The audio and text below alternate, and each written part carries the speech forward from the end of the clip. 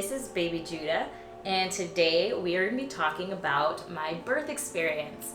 Now, the reason I wanted to share my birth experience is because I did have an unmedicated labor, and I wanted to talk about how your body just knows what it's doing and just kind of give this positive reinforcement out into the world, because we have so much negative association around unmedicated birth. And when I chose to do an unmedicated birth, there's a lot of people who are just like, I don't think you're gonna make it. Like, you'll see, you'll be asking for that epidural.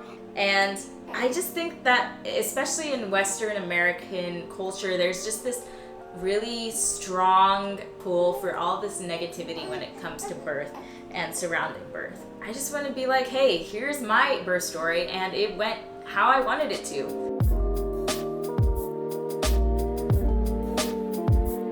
So I started having contractions at 12:15, I want to say, in the middle of the night. I woke up and I had like kind of period pain, so I went to the bathroom and I lost my mucus plug for the millionth time. But this time there was some blood inside the mucus plug, which is known as the bloody show. So that was the first time that had ever happened, and I was like, oh snap, it's about to go down. So I start timing my contractions, which happened immediately after the bloody show, and I started getting them between 5, 3, and 2 minutes apart, but they weren't very strong. So I texted my husband Brian's sister-in-law, Vanessa, and I asked her, because I saw she was online, and I'm like, hey, does this look like labor? And she goes, yeah, that looks like labor. I'd start heading to the hospital. So I was like, okay, good to know. But I didn't want to like start panicking yet, because, these things can take a long time. And I had chosen to give birth at a birth center. And I really just wanted to make sure I did a lot of the labor at home. So I was like, all right, let me get a second opinion. So I waited a little bit. I asked my mom, hey, Mom, you up? Does this look like labor to you? I sent her a screenshot of my contractions on the Ovia app, which is an app that can time your contractions. It's a really great app. I totally recommend it for pregnancy. So she goes, yeah, I'd probably start packing if I were you. So at that point, I'm like, okay, let me call my doula in 15 minutes if it continues like this and doesn't slow down. So it continued, it didn't slow down, so I call my doula. I'm like, hey, I'm having consistent contractions, and they're 5, 3, and 2 minutes apart. And she's like, all right, I'd get some rest if I were you. You'll probably have that baby soon, but just try and sleep through them. And in my head, I'm like, I'm not sleeping through this. I was way too excited to get this baby out. I was 40 weeks and 3 days, and I was just over pregnancy. So I wake up my husband. I'm like, hey, there's some labor going on over here.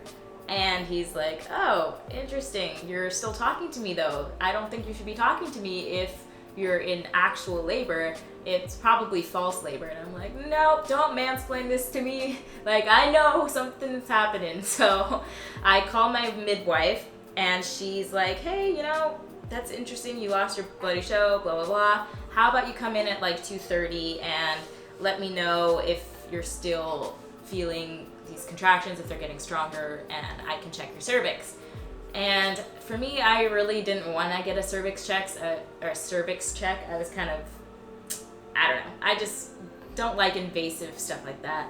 And I was going to exercise my right to refuse that. So I didn't really want one.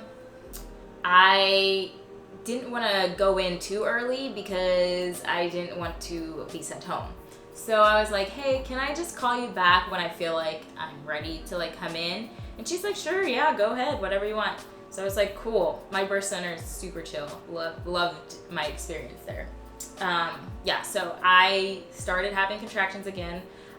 They were getting slightly stronger, but not too bad. I'm like, hey, Brian, can you time these? So he started timing them for me. They were consistently like 3, 5, 2 minutes apart. Oh, what's up? So I'm like, hey, okay, I'm gonna take a shower. I've heard that showers and water can like stall the labor a little bit if it's not real labor. So I'm like, okay, let me take a shower and see how it goes. So by the end of my shower, I'm shouting out like the timing of my contractions to Brian so he can time them. They're very consistent. But by the end of the shower, they were like strong. And by strong, I mean like I was like screaming. So the poor neighbors, oh, this guy's hungry. We'll eat soon, all right? We'll eat soon. By this time, the neighbors, I am feeling bad. I'm like, they're gonna call the cops on us. They're gonna call the cops because their bedroom is right there. And Brian's all stressed out because he's like, they're definitely gonna call the cops. But at a certain point I hit where I was just like, I don't care. Go ahead, call the cops. Call whoever you want. I am in so much pain. I don't even care. I'm like biting the comforter. I'm just like over it, screaming at the top of my lungs. At that point, Brian's like, maybe we should move you to the living room. I'm like, we need to move me to the birth center because I'm about to have this baby. So we rush, get in the car, get all our stuff, and we're off to the birth center. Now, by the time I'm walking to the car, I'm like figuring out how to breathe through my contractions. And I had learned all of this in my like hypnobirthing books and like my classes at the birth center, like how to breathe through the contractions. I don't know why that all went out the window at the point I got out of the shower, but I'm glad I had figured it out by the time we got in the car and got to the birth center, because it definitely helped a lot.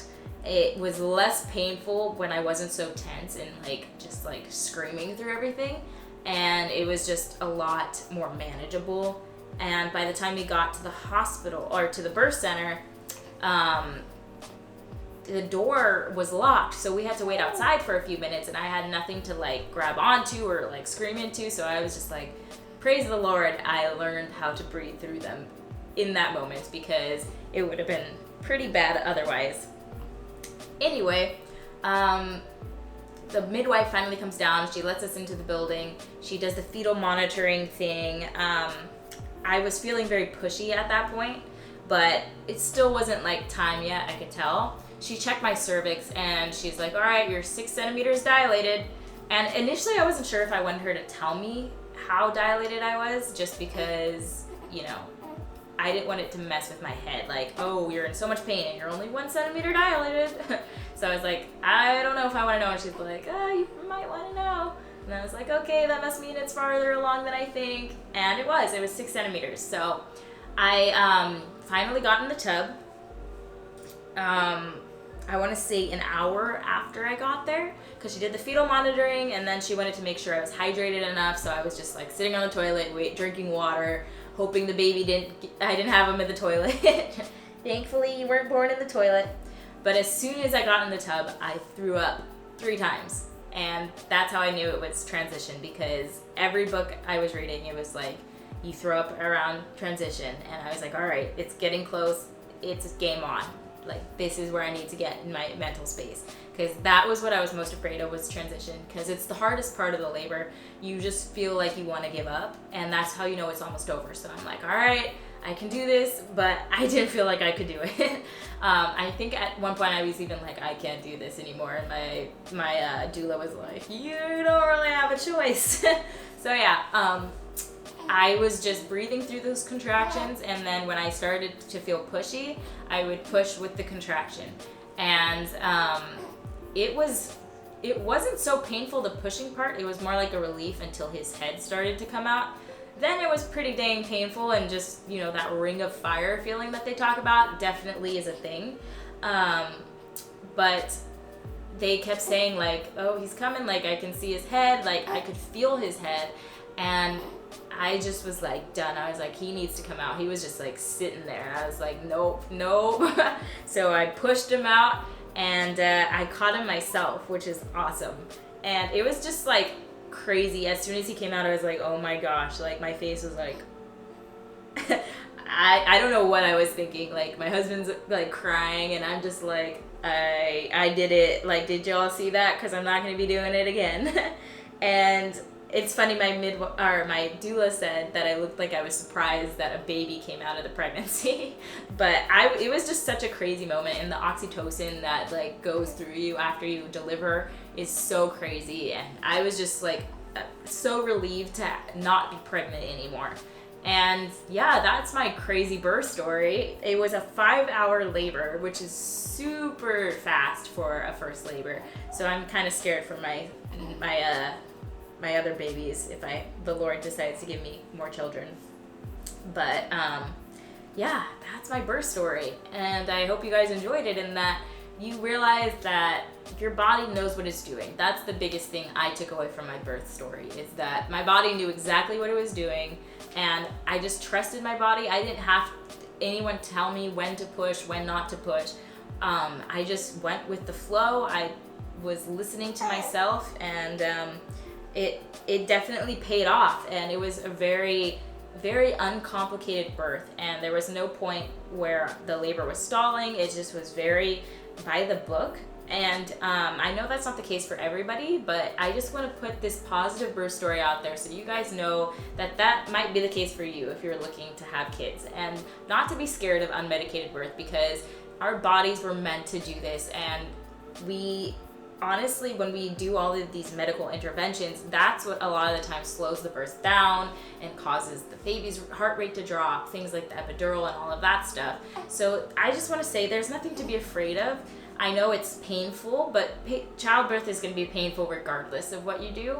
So whether that's the aftermath, the healing process of a C-section, even though you don't necessarily feel anything during the C-section, whether that's complications with an epidural, whether that's the pain of just giving birth without medication. But I just want to say, I think it was totally worth it, and it was such a positive experience, and I want to put that out there for everybody. And I really hope you enjoyed this birth story. I'm hoping to put out a lot of video content, so definitely subscribe if you want to see more of me and more of Judah.